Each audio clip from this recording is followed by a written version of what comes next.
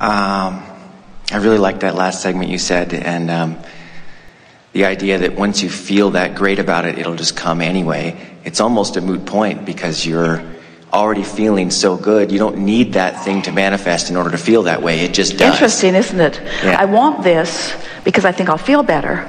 Oh, I'll just get feeling better. Yeah. Now I don't care. Oh, here it is. Yep, exactly. Exactly. But it also is a new bouncing off place. In other words, it's fun. It's fun to have the evidence. In fact, it's one of the things that you so knew. You said, I'll go forth and I'll explore and examine and I'll decide. And then I'll align with my decision. And then the manifestation will come in evidence of that creation. Mm-hmm. And so, since you're creating in a physical world, the manifestation is just the icing on the cake, but it's not the whole thing, is it? Yep. And then you just think of something else that makes you feel good, and that comes down. But just sort of wrapping up what we just left behind is that, but if it's the all things, if it's everything that I want, now I've got myself in that place where I want something that isn't so much, that now I'm out of the vortex and now it all breaks down. Good. You understand it clearly. Thanks. So now what? Well, I have a question about in life, sometimes, in my experience, in many people's experiences, sometimes there is loss that comes. Someone close to you dies, and you miss them very much. And for a moment... we know we are really interrupters supreme, but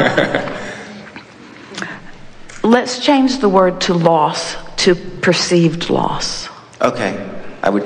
Because there is no loss. There is no loss. When someone that you love dies, you know what happened to them? They went into their vortex and became all that they've been asking for. That's not a loss. And you know who they're hanging around with? The larger part of you. So if they feel lost to you, it's only because you're not hanging around with the larger part of you. Right.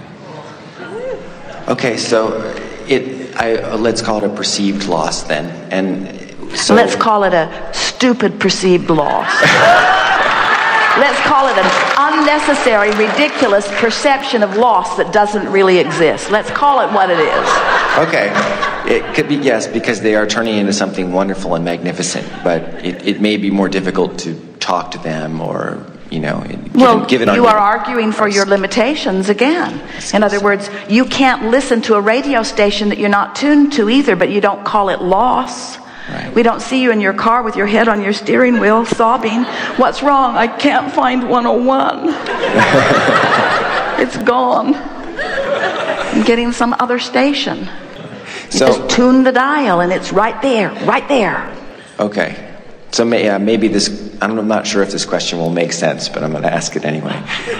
It'll make sense and then we'll make fun of it. Okay. So if I, at that moment, feel like I need to cry, and then I cry, and then I feel much better after I've cried. I've let it go. You know why? Why? The crying distracted you from the bogus reasoning that you had going on. Okay. Now you got snot running down your face. You're like Esther, you've lost your eyelashes. Right. In other words, seriously, it's a distraction. It's a distraction from the vibration that had you pulled apart. Okay. What I was noticing is that if there's a moment where I feel like crying and I say, no, I must be happy, I'm trying to stay joyful, and I just push it down, deep down beneath my knees, and then maybe I do find a way to feel happy. What I've found is that if I don't acknowledge that need to cry in the first place, it's like it's still rattling around. That's just stuff you've heard, and that's not even accurate at all. Okay. In other words, for anyone to say you need to cry it to get it out of you, that defies all the laws of the universe. It's not like you've got this negative stuff that you've got to cry away. You're either focused on stuff that makes you cry or you're focused on stuff that makes you happy. End of subject. Right. Now, we're not saying that you don't have something to cry about, Right. Esther remembers her father saying, if you don't stop crying, I'll give you something to cry about. And she thought that was so screwy. I already have something to cry about. I don't need you to give me something. But we really want you to understand that when you have that feeling, we don't disagree with you. We would just let it go. In other words, you really don't have any choice. When what you want is alignment with who you really are, and what you've got is something different from that, sometimes you just have to let go and let whatever's going on vibrationally happen, because it won't last forever, and something is going to get your attention that's going to make you feel better. But it is so helpful to understand the laws of this universe and to understand why something feels the way it does and why something else feels better, because only then can you get any deliberate control of your own life experience. So let's play out a scenario here. Give us an example as you've been giving it, and we're going to guide it to a better feeling place faster. Okay. I have a close friend who dies, and I miss them very much. All right. So under what conditions does it sort of creep up on you? When you go someplace where you might have been together? Sure. Or if something reminds me, or it just in the near term right after, they're just not around. We just can't hang out. And all right, so you feel the absence of that. Now, whenever you know what you don't want, you know more clearly what you do want. So you're sending off these rockets for friendship, for companionship, for more fun, for more alignment. When you feel the lack of someone, you're sending out requests for the presence of someone. But the flawed premise that you've been living under is that now they're gone, they're really gone. You speak of people who have made their transition as lost or dead or gone. So when you understand that there is no ending to anything, and that you still do have access to that which they are, you really do. What does that sound like to you? In other words, if we say to you that you could still hang out with them, but the difference between the hanging out you're doing now and the hanging out you may have been doing then is that they're in a very high vibrational place now. So they're not as you remember them. They are not disappointed about anything. They're not worried about anything. They've left behind all that worrisome stuff, and they're in a very high vibrational place. Do they still sound like somebody you'd like to hang out with? Sure. So now, does it feel... And we're not trying to guide you here. Just tell us what you mean. Does it feel as satisfying to have this emotional, vibrational hanging out experience as it did to just hang out with this person? It doesn't feel as good, does it? Because what you're longing for is what you had. What you're longing for is the tactile, the tangible, the auditory, the visual. You're longing for something that clearly is not possible, right. Not at this point. Now, stay with us, because this is this larger point that we've been wanting to make. Because of your fixation, all humans, on physical reality, of wanting to see it and hear it and smell it and taste it and touch it, you have been misunderstanding that so many of your relationships were based upon something so much more. There is an emotional connection to every single person. In other words, together, it doesn't matter what kind of relationship it was or who it was with, together, the two of you created a version of a relationship that was bigger and better than this relationship ever came to be. In other words, every debate or argument you had, you became clearer and wiser. Every time you misunderstood or didn't agree, harmony became part of it. In other words, together, you created a relationship that most people in their physical form will never ever come close to actually enjoying in physical terms. But now, you have the ability to go into your vortex and to live the reality of that relationship, which means this relationship that you're missing temporarily has the potential of satisfying you in bigger, better ways than you ever experienced before. Esther's relationship with her parents is richer and more satisfying and more often satisfying now than in the years that they were living. Because in the years that they were living, so much of her attention, Esther would move through life, and she was always really scratching her mind to try to find ways that she could help their life be just a little better.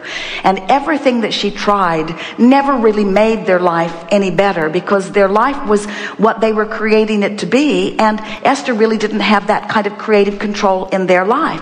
Where now she doesn't do any of that. Now she just enjoys the richness of all that they are. They have deep conversations that they never had time for. You know what it's like to have a conversation with someone who's not on your wavelength. And we're not saying that one wavelength was the right one and the others were the wrong one. We're just talking about trying to talk to somebody who's on a different wavelength. It is so unsatisfying. But now that they've reemerged into non-physical, they're on the same wavelength, you see. So the satisfaction is so much more. So now we want to go back to what we were getting at earlier. So you're missing them, missing this person. But your logic says it's not going to ever be like it was. But through this experience, I now have put something into the vortex that was never there before either. And that's what is there? A new wanting is there. Yeah. All right. So is it a wanting to be up to speed so that you can communicate with this person? Or is it a wanting to replace this person with another relationship that is equally or more satisfying? Yeah. Doesn't matter. It can be all of those things. In fact, it probably is all of those things and more. Yes. But there is a new desire. This experience of this person making their transition has caused you to expand to a place that you have never been before, which means your responsibility. Remember, this is the only time we use the word responsibility. Your responsibility is to now get up to speed with this more than usual expanded version of you because of what happened. So your sadness is not because of the loss of this person. Your sadness is because you're in a new place that you're further from than you were before. Because I've launched more powerful rockets. Yes. It's like, so here you stand. So let us just ask you the question. Do you get it that the gap between you and you is what equals everything that doesn't feel good? And that the tight alignment is what equals your exhilaration and passion and eagerness? So this gap is all about the difference between the vibrational frequencies between you and you. So this is what's really going on. Hold on just for one. This is what's really going on. So let's say you start out when you're born here. Yeah. Then life causes you to go here. And when you're little, you go. And then life causes you to go here. And when you're little, you go. And life causes you to go here. And when you're little, you go. And then you start getting educated from society that needs you to behave in certain ways. And life causes you to go here, and you don't go. And then life causes you to go here, and you don't go. And then a friend dies, and you go here, and you don't go. And you say, oh boy, I feel awful because my friend died. And we say, no, you feel awful because you didn't go. Mm-hmm. And so I guess the question is, I think what you were saying earlier today is it's okay to feel the contrast, to feel that gap, because it guides you towards catching up. Feel the gap, but know what it is. In other words, feeling a gap you don't understand feels hopeless, because if I think that I feel bad because this person died and I can't do one thing about this person being gone, then I'm going to be unhappy forever. You're not, but I feel like I am, and that just makes this moment worse. But if I know that I feel bad because life caused me to expand and I'm using some thought and keeping myself from expanding, now at least I have hope that I could change the thought and close the gap. Right. We want to say to you in very loving but powerful terms, you're the only one who can make yourself feel better. And this is the epitome of what we said to Esther when Esther said, give me 10 rules to live by. And we said, we'll give you 2. It's not my job to make you feel better. And that's what your dead friend would say to you. I can't come back to life to make you feel better, man. You got to figure this out. You got to feel better because it's right for you to feel better. You got to figure out how to catch up with you. Don't lay this on me croaking. Yeah. So I guess the question was about, what do I do with the feelings when they come up of sadness? What choice do you have? Not much, to just either feel it or kind of suppress it. Well, here's the thing. It's like we said to the woman who had pain in her hips. You can have pain in your hips and be hopeful, or you can have pain in your hips and be fearful. And the difference between fear and hope is the difference between recovery.